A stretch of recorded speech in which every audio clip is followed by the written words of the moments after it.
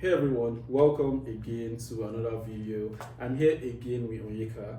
You might think it's the same day because we have the same outfit on, and you absolutely be right. It's the same day, two videos, let's just get it done. And yeah, she's in town. She came all the way from British Columbia. Oh man, just to make this video. Yeah, he's a celebrity, so I'll give him his flowers. Okay, so right now we will be talking about taxes. This is not the whole video. You can continue this on Onyeka's page to see the rest of it, where we do somewhat of a dive into different elements that come to play when you file your taxes. I was just going to talk about ways in which you can benefit from tax filing and from saving and investing with respect to your taxes. There's this new account that recently came out. It officially launched around April last year, which is the first home savings account, the FHSA. Oh yeah, I heard about that as well.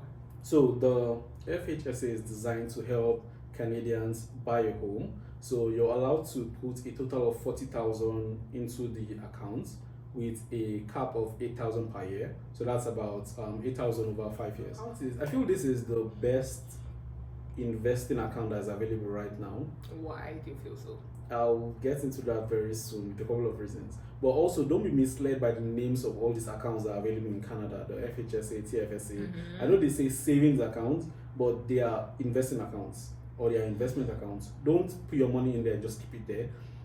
Put your money in there and then let your money go to work by investing it in different securities that are available, or different financial products that are available within the accounts. So for instance, you can buy stocks, you can buy bonds, you can buy ETFs, you can buy GICs from some of these accounts.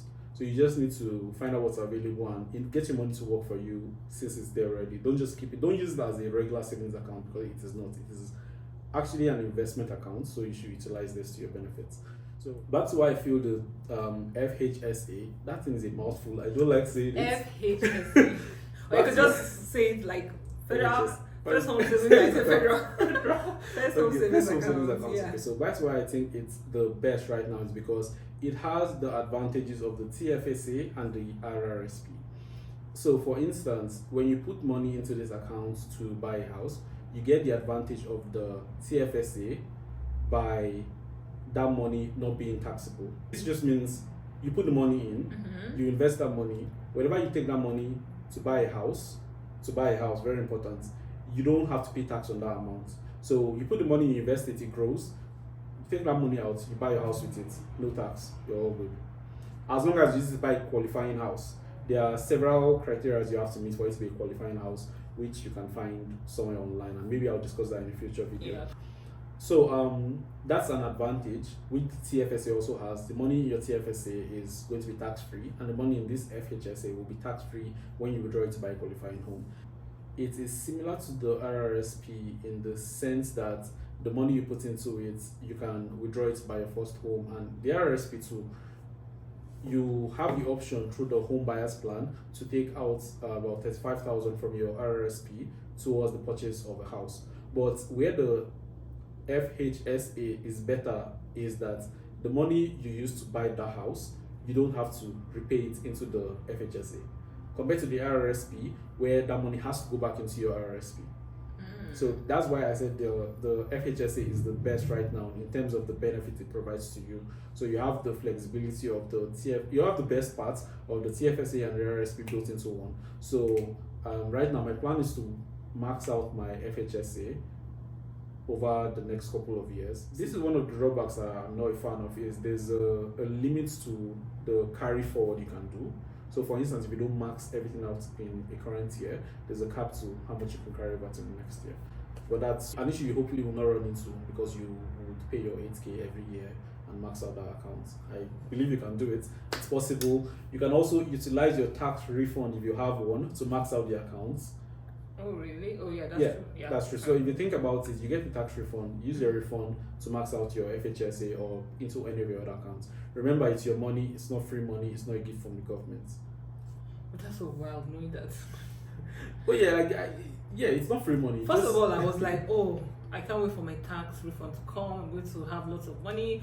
But it was along the line, I got to know that that's actually your own money. The government is giving you back your own money. So So yeah, use your money wisely. It's your money. Think about it. It's your money. It has always been yours. Just use it in a manner in which you ideally would like to use it. Another advantage of filing your taxes or utilizing the various tax advantage accounts out there is you can reduce your tax burden. For instance, if you contribute to your RRSP in a given year, you can reduce what you would have to pay taxes on based on the contribution you made to your RRSP. That advantage also extends to the FHSA, which is the new account created by the government. So for instance, I put 5,000 in my FHSA or my RRSP or in both. When I'm filing my taxes, that amount will be reduced from what my taxable income is viewed as. So that's a very strong advantage. It has a more powerful impact if you're at a very high tax bracket, in the sense that you get to wipe off the amount that will be taxed at a very high rate, and then you pay taxes at the lower rate. Remember, you don't pay taxes based on the highest rate. The tax system is progressive, in the sense that there are different tiers and different amounts will fall into those buckets, and then tax is paid based on those buckets. So can you explain, like, what are the tiers, what are the buckets? Someone like me that have no clue about, like, what are the tiers, what are the buckets? We just need to know. Okay. The bits. Okay. This is not exactly how it is, but this is kind of like a very straightforward explanation. Let's say you make 50,000.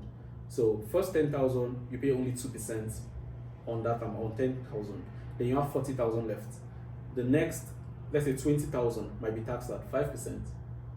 And then the next 20,000 will be taxed at maybe 10%. So you pay tax at 2%, 5%, and 10% based on the different tiers. And then at the end of the day, the amounts from each of those things is just computed. That's the total you pay. So because you make 50,000 and 50,000 is at like 10%, you don't pay the whole 50,000 at 10%. So you don't pay 5,000 as tax. That's not what happens. Okay. You pay it based on like 10,000 2%, 20,000 5%, then the last 20,000 10%. So that's how it is broken down. So that's how the tax system works in Canada and most places. In Canada or US? Does it work in US like that? Yeah, same structure in the US. And in Canada, you pay your provincial tax and then you pay your federal tax. Yeah. This is also different from the HST and the sales tax within the provinces you pay. So this is for your income tax. If you put money into your first time savings account or your RRSP, it's possible to reduce the tax burden. So for instance, let's say the last 20,000 that you would have paid at 10% gets wiped off because of the contributions you made to your RRSP and FHSA. You then will only pay tax on the 10 and the 20. So a total of 30, not a total of 50, because you contributed to your tax advantage accounts, your RRSP and your FHSA. Yeah. So that's another advantage of paying your taxes. You get to, in a way, save money by investing. So that's why it's good to invest, it's good to pay your taxes. Do your best to maximize the benefits you have in terms of paying taxes. I know no one likes giving money out. So if you view paying your taxes as giving money out to the government, try to reduce how much you have to give to the government by retaining your money the best way you can by utilizing these advantage accounts you have. So I think we've covered everything. So yeah, you get benefits from investing as it relates to your taxes by reducing your tax burden, and you can also get a tax refund. Your refund is not free money. Save it, invest it, spend it wisely. Yeah, and pay your tax most importantly. Yes, pay your taxes. Yeah. So file your taxes, and this video continues on Onyeka's page. So remember to jump on there to watch, like, subscribe, share with a friend. Yeah. Don't watch alone. And remember to file your taxes. Very important. You file your taxes before the deadline comes up in April. Yeah. So we've gotten to the end of the video. Thank you very much, and he will see you in his next video. Yes, I'll see you in my next video. Yeah. So thanks for watching. Bye. See you in the next one.